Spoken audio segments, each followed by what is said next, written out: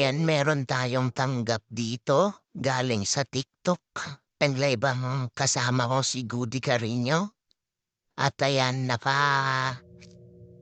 nabinwit namin siya sa live.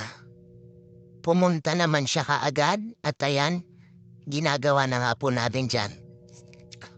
Tanggalin natin yung tornilyo. Kasi minsan nakakalimutan yan. Pinipilit mong buksan pero sobrang tigas, yung pala may tornilyo pa.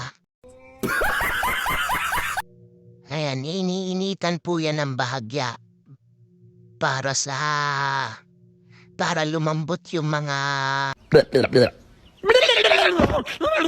pandikit niya, yung mga adhesive niya, para lumambot, para pag inangat natin, swabing-swabe ang pagkaangat. Ayan.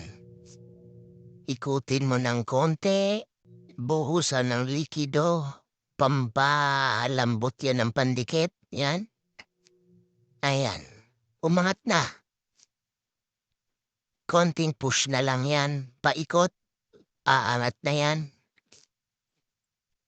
Ayan. Sa pag-angat niyan, dahan-dahan lang talaga. Kasi pwedeng butasin ang bulsa mo niyan. Pipikit ka na lang talaga. Iiyak ka na lang talaga. Kapag nasira mo yan, ang LCD po niyan, pasan. Magulat ka na lang. Kalbo ka na. May replacement naman na, pero mas maganda pa rin yung original.